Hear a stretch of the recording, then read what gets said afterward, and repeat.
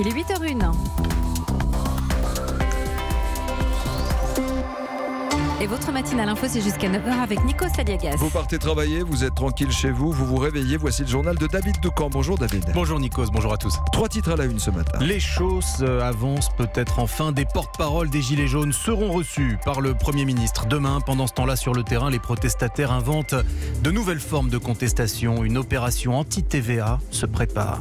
L'alliance Renault-Nissan-Mitsubishi survivra-t-elle à la chute de Carlos Ghosn? Les dirigeants des 3 géants vont se parler aujourd'hui pour la première fois depuis l'arrestation.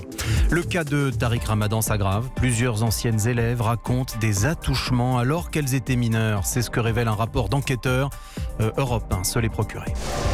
Europe 1.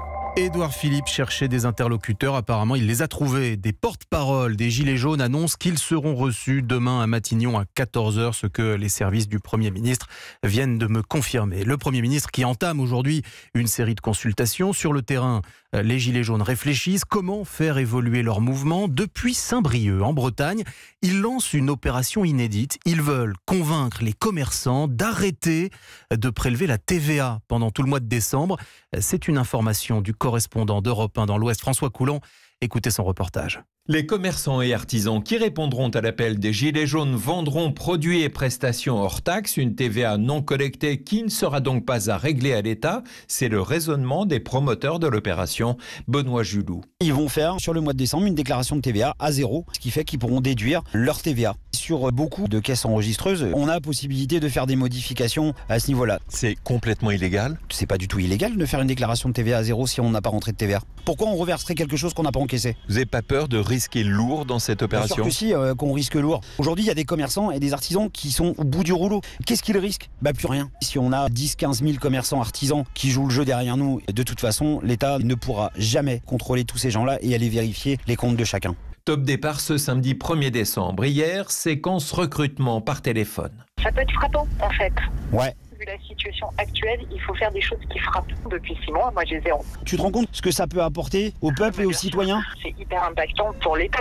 Le fisc prévient, une fausse déclaration est passible d'une majoration allant de 40 à 80%. Saint-Brieuc, François Coulon, Europe 1. La colère de ces Français qui indéniablement a surpris le gouvernement et le président de la République. Europe 1 s'est attaché depuis le début de la semaine à essayer d'en comprendre les ressorts profonds. Nos reporters se sont installés à Mourinx dans les Pyrénées-Atlantiques. Vous animerez d'ailleurs demain, Nikos, la matinale d'Europe 1 en direct de cette ville. Absolument, avec Jean-Michel Apathy, avec Théo Manval, avec Carole Ferry sur place pour comprendre, décrypter sans juger, partager, donner la parole au-delà des caricatures et des idées reçues, être à l'écoute du quotidien de cette nouvelle ville qui existe seulement depuis une 60aine d'années, où coexistent plusieurs appartenances à la fois ethniques, à la fois religieuses, mais qui vivent depuis maintenant 6 décennies sur le sol français. Que font leurs enfants? Quelle perspective de travail? Quel est leur quotidien? Bref, et surtout le système D, et surtout écouter ce qui se passe du côté de la gronde des Gilets jaunes. Et peut-être rencontrerez-vous les nombreux retraités de la ville qui eux aussi portent le gilet jaune. Ils sont de plus en plus nombreux à renoncer à certains soins médicaux parce qu'ils n'en ont plus les moyens. Reportage sur place, Théo Manval. Elle a peur d'aller chez le dentiste, mais pas à cause de la douleur. Simone, 87 ans, repousse depuis des mois le moment de changer son dentier. J'appréhende parce qu'il va falloir que je donne 152 € et des poussières. Ma pension, elle est à 715,24 €. Je dois déduire loyer, télécom, EDF, assurance. Il me reste que 200 €. Pas question donc d'en dépenser les 3/4 d'un coup. Elle a poussé la porte du bureau d'Isabelle au centre d'aide sociale de la mairie de Mourinx, comme de plus en plus de seniors face à la baisse des remboursements. Il y a des médicaments qui sont déremboursés pour la circulation sanguine. Le Daflon, par exemple, n'empêche que le médecin le prescrit quand même. À l'heure actuelle, j'ai 2 à 3 semaines de délai pour avoir un rendez-vous, ce qui n'était pas le cas il y a 5 ou 6 ans. Car avec des budgets aussi serrés, même un changement de quelques euros a des conséquences. Certains ne se permettent plus les petits soins du quotidien.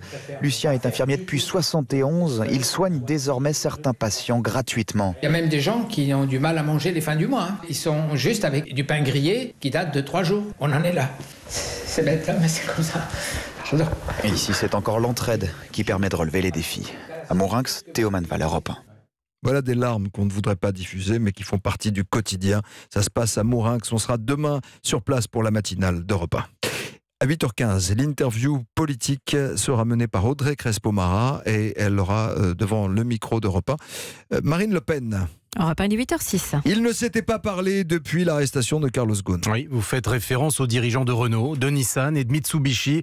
Ils se réunissent aujourd'hui en visioconférence. L'enjeu, c'est de savoir si Renault va conserver le leadership sur l'Alliance. Bruno Le Maire, le ministre de l'économie, a déclaré que c'était non négociable. Mais les relations entre les trois entités sont très tendues depuis l'arrestation de Carlos Ghosn. Alors justement, Carlos Ghosn, lui, est toujours soumis au régime très sévère de la garde à vue japonaise.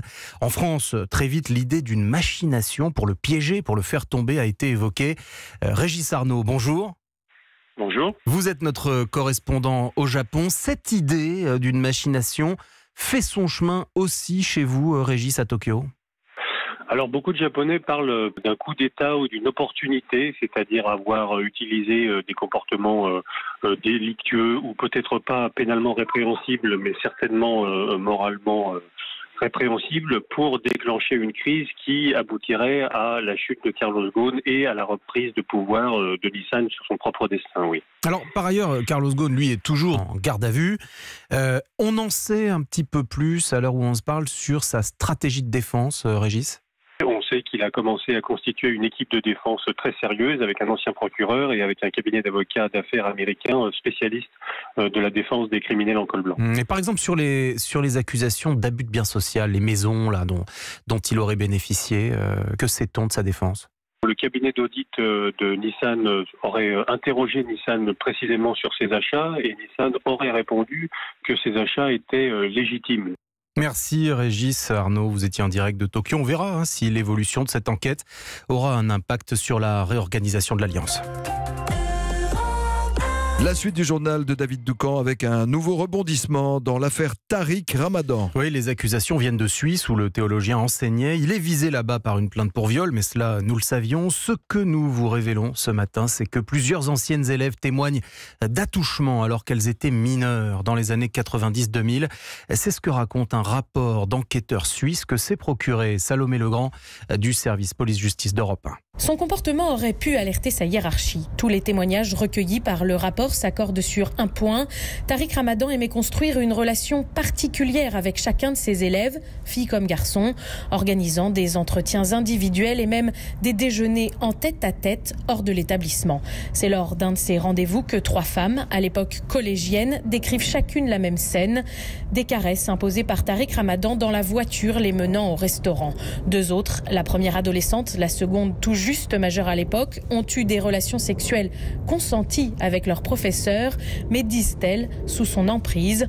Les collègues du théologien dans les différents établissements, eux, n'avaient décelé aucun comportement répréhensible, rien de particulier si ce n'est un homme brillant, doté d'un immense charisme et capable de fasciner ses élèves. Information signée Salomé Legrand du service police-justice d'Europe 1. On va maintenant s'intéresser à un sujet lourd. Celui de la fin de vie. Oui, l'euthanasie est aujourd'hui interdite en France. Peut-être le gouvernement ouvrira-t-il un débat dans les prochains mois, mais pour l'instant, il existe une loi votée en 2016 qui prévoit la possibilité d'une sédation profonde jusqu'au décès. En clair, les patients qui le demandent ont le droit d'être endormis jusqu'à leur mort. Voilà pour le cadre juridique, mais la réalité de cette pratique sur le terrain est bien plus compliquée.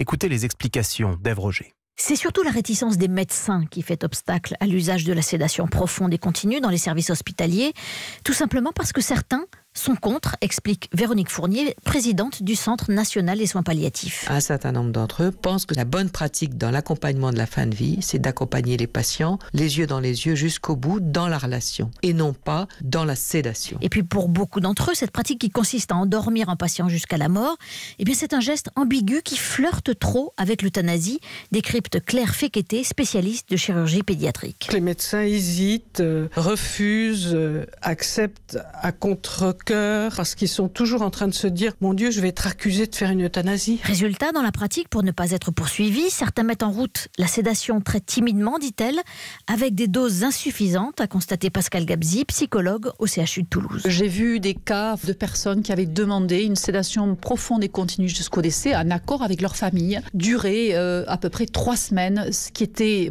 au-delà de l'insupportable. Et le pire, c'est que parfois, raconte-t-elle, certains médecins n'arrivent pas à empêcher le patient de se réveiller. Les explications d'Ève Roger, chef du service société d'Europe 1. Mon cher David, on va finir ce journal de 8h avec un événement culturel exceptionnel. Oui, cela va démarrer en mars à la Villette. C'est une exposition qui a fait déjà le tour du monde. Elle est par exemple actuellement à Los Angeles. Cela s'appelle Toutankhamon, le trésor du pharaon. Les billets sont en vente dès ce matin, tant l'événement est attendu. La dernière fois qu'une exposition était consacrée à Paris, à Toutankhamon, c'était, Nikos, en 1967. Vous n'étiez pas né, moi non plus. Oui, et c'était au Grand Palais. C'est vous dire. Vous m'avez surpris. Je pensais que vous étiez déjà né. Pardonnez-moi pour à cette heure-là, oui. À quelques années près. Alors écoutez, 3h du mat, oui. Je suis né même avant les années 50. Écoutez Didier Fusilier, il est directeur de la Villette. En 1967, il n'y avait que 25 objets en tout. Là, c'est presque 160. On aura le sarcophage, les grands gardiens nubiens qui sont tellement splendides, des jarres, et les amulettes, mais aussi des images, des films qui montrent comment on a découvert cette tombe il y a à peu près 100 ans. Et c'est la seule tombe qui a été retrouvée intacte. On a des pièces majeures. On sait qu'il y a une forte demande puisqu'il n'y aura que 6 villes dans le monde qui auront cette exposition. Il y aura des quotas de public, évidemment. On ne pourra pas rentrer des foules entières, donc il faudra réserver à peu près son heure. Je dis aux professeurs surtout de nous contacter parce qu'on a pu négocier aussi des tarifs très spéciaux pour que les enfants voient ça pour 5 €. C'est la Villette, c'est le paradis des enfants ici. Le directeur de la Villette, Didier Fusilier, au micro de Diane Chenouda. Vous savez que Vincent Herouette a bien connu cette exposition. Non, j'ai connu Toutankhamon, c'est Bon, alors écoutez, Nikos, ils ont été bons. Ils ont maintenant leur destin en main. Le Paris Saint-Germain a sorti un grand match hier soir au Parc des Princes et a battu Liverpool 2-1. Les 8e de finale de la Ligue des Champions sont maintenant en ligne de mire.